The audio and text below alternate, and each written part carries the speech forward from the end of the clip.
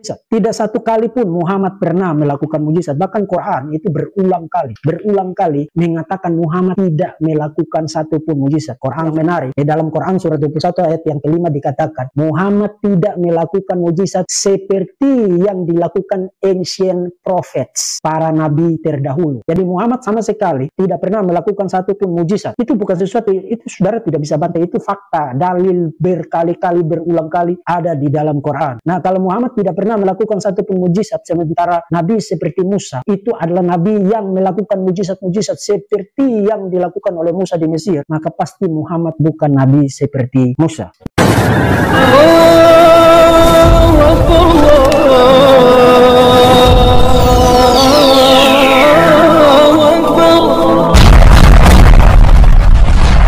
Bismillahirrahmanirrahim. Sebelum kita lanjut, jangan lupa subscribe, like, komen, dan share. Terima kasih. Jazakumullah. Bismillahirrahmanirrahim. Assalamualaikum warahmatullahi wabarakatuh. Sahabat kabar Islam, saudara ikhwan fillah dimanapun anda berada, semoga tetap dalam lindungan Allah subhanahu wa ta'ala. Allah jaga iman Islam kita hingga ajal tiba, harapan wafat dalam keadaan husnul khatimah. Amin ya Allah ya rabbal alamin. Sahabat ikhwan fillah, dalam kesempatan kali ini kita akan menyimak sebuah video dari cuplikan video dari seorang Deki Ngadas ya, yang mana dalam video tersebut sang Bang Deki Ngadas ini setengah menjawab pertanyaan saudara kita yang muslim ya, tentang nabi yang dijanjikan, yang diceritakan yang sama seperti Nabi Musa alaihi salatu wassalam. Tetapi logika kami ya tidak masuk dalam logika akal pikiran kami apa yang disampaikan oleh Bang Deki Ngadas. Nah, sahabat ikhwan fillah, di akhir juga ada seorang pendeta dengan hal ini, malahan dia itu menjadi seorang mu'alaf. Masya Allah, alhamdulillah. Nah, baiklah sahabat ikhwan fillah, sebelum kita melanjutkan untuk menanggapinya, mari kita simak bagaimana cuplikan video dari seorang Bang Deki Ngadas ini. Silakan. Proyek mencari-cari nubuat untuk Muhammad dikait-kaitkan dengan ayat-ayat seperti Ulangan 18 ayat 15 sampai 18. Membuat muslim itu harus ngarang bebas. Mereka ngarang tentang kriteria sendiri. Setelah ngarang bebas, mereka spreading itu, sebarluaskan itu all over, terus menerus. Nanti mingkem sebentar muncul lagi, dan ngotot luar biasa. Nanti begitu saudara kasih tahu mereka, nanti mereka yang setengah mati tersinggung. Mas Jahidi Abdullah, kalau kamu mau belajar, mau menggunakan argumen yang serius, kamu harus belajar membaca teks itu di dalam konteksnya. Karena teks itu tidak mendadak ada di situ, dan itu tidak hanya terdiri dari 3 ayat itu, 15, 16, 17, 18. Itu satu kitab itu bahkan ada di dalam satu korpus, satu kumpulan kitab. Kamu harus baca semua untuk nemu full konteks siapa nabi yang dimaksudkan di situ. Dan bahkan kitab Ulangan sendiri sudah ngasih tahu bahwa nabi seperti Musa itu nanti akan seperti apa. Misalnya janji tentang nabi seperti Musa itu diulangi kembali di Ulangan pasal 34 ayat yang ke-10 sampai dengan ayat yang ke-12. Dan di dalam teks itu dikatakan bahwa nabi seperti Musa itu melakukan perbuatan-perbuatan ajaib, melakukan mujizat-mujizat seperti yang dilakukan Musa di Mesir. Pertanyaan, Muhammad pernah melakukan mujizat? Tidak satu kali pun Muhammad pernah melakukan mujizat. Bahkan Quran itu berulang kali mengatakan Muhammad tidak melakukan satu pun mujizat. Quran surat 17 ayat 90 sampai 93.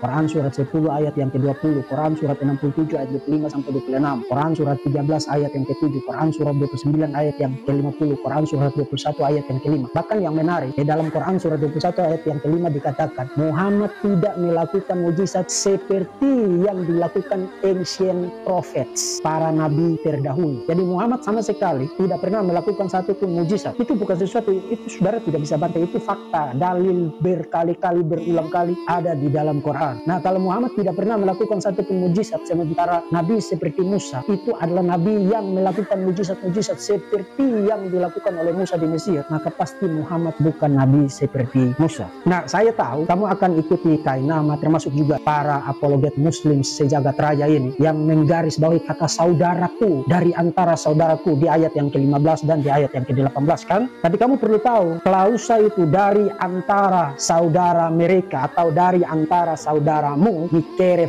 ahehem, itu klausa yang digunakan di ayat yang ke-18, atau di ayat yang ke-15 menggunakan klausa mikirbeka meaheka. Klausa itu muncul beberapa kali, bahkan satu pasal sebelum pasal 18 klausa itu digunakan di pasal 17 ayat yang ke-5, mikeref aheka, dan itu bicara tentang bagaimana caranya Israel memilih raja. Nanti kalau kamu pilih raja, kamu harus pilih raja dari antara saudara-saudaramu. Nah, itu tidak berarti bahwa mereka waktu pilih raja mereka akan pergi ke arah Arab Saudi sana untuk cari orang bernama Muhammad untuk angkat dia jadi raja. Sejarah membuktikan orang-orang Yahudi hanya boleh mengangkat raja dari kalangan orang-orang Yahudi sendiri. Jadi klausa dari antara saudara-saudaramu itu harus berarti dari antara orang-orang Yahudi.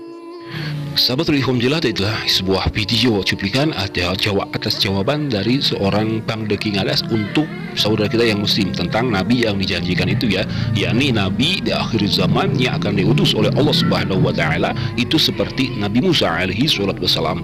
Sontak si Bang The King Adas ini menyebutkan bahwa itu tetap bukan Nabi Muhammad SAW. Padahal sudah jelas itu adalah Nabi Muhammad SAW menurut kami secara agama Islam. Nah, seperti itu adapun yang disampaikan oleh Bang The King Adas ini sungguh kacau sekali ya. Sesuai dengan keyakinan kita selaku umat muslim bahwa Nabi Muhammad SAW itu mempunyai mukjizat. Nabi Muhammad SAW itu mempunyai mujizat. Dari bahasa nabinya saja, menurut ilmu tauhid ajaran kita bahwa itu adalah seseorang yang diberi keistimewaan oleh Allah Subhanahu wa Ta'ala itu dengan berupa adanya mukjizat. Kalau sebelum menjadi nabi namanya irhas, kalau sudah menjadi nabi atau rasul namanya mukjizat. Masa enggak ada mukjizat? Nah, sahabat bila adapun ayat-ayat Al-Quran yang disampaikan, yang dibawakan oleh Bang The King Adas ini sungguh-sungguh kacau ya. Seharusnya dia itu mendengarkan apa yang katakan Ustadz Abdul Somad. Bila dia ingin berbicara tentang suatu agama, maka pahami dulu aja, pelajari dulu agama tersebut. Jika dia ingin mengetahui tentang agama Islam dan terlebih Nabi Muhammad SAW, maka seharusnya dia mempelajari juga agama Islam, bukan hanya ambil comot-comot saja.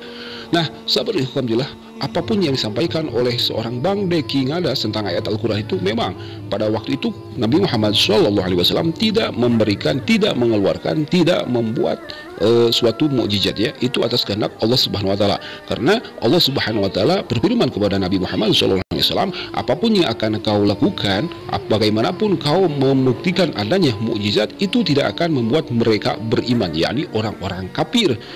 Karena apa? Nabi-nabi terlebih dahulu yang telah Allah utus, Rasul yang telah Allah utus juga demikian. Seperti Nabi Isa alaihi salam. Yang ada mereka itu hanya menuhankan Nabi Isa alaihi salam. Jadi paham kan? Bukan Nabi Muhammad SAW tidak punya mukjizat, malahan itulah ayat Al-Quran, Al-Qurannya itu saja menjadi mukjizat Nabi Muhammad SAW. Gitu kan? Nah, sahabat alhamdulillah, dalam kesempatan ini juga apa yang disampaikan oleh Bang The King Adas ini tentang Nabi yang dijanjikan, yakni Nabi yang seperti Nabi Muhammad SAW. Permasalahan ini malahan membuat seorang pendeta ahli kitab ya, pendeta yang cerdas ini menjadi seorang mualaf. Mari kita simak bagaimana perjalanan singkat dari seorang pendeta yang kini menjadi mualaf. Silakan. So, what I have here today is the New King James Version Bible, and I want to read a verse out of it to you, which is going to talk about a prophet which is going to come. This is Deuteronomy 18:18. This is in the time of Prophet Musa, peace be upon him. So this is Prophet Musa speaking. I will raise up for them a prophet like you from among their brethren, and will put my words in his mouth, and he shall speak to them all that I command. So, Prophet Musa said that God told him that a prophet would be brought to them like you, which is like Prophet Moses. So when you ask Christians about who is this prophet here, of course they say, oh, that's Jesus. So then I did a comparison between Prophet Moses and Prophet Jesus, and I want to show you what I found. So Prophet Moses, born of a mother and father. Jesus, born of Immaculate Conception. Prophet Moses died. Jesus died, however, he was arisen on the third day. Moses brought the word to pagans who worshipped idols. Prophet Jesus, well, this is allegedly a God, brought the word to the Jews and the Israelites. Now I did the same thing, a comparison between Prophet Moses and Prophet Muhammad, peace be upon them. Prophet Muhammad, born of a mother and father. Prophet Moses was also the same. Prophet Muhammad died. Prophet Moses died. Prophet Muhammad brought the word of God to the pagans, which were the Jahiliyyah. They had the idols inside the Kaaba, and he brought his word to pagans. All of these three comparisons are exactly the same. This is, as it says in the Bible, I will rise up a prophet like you.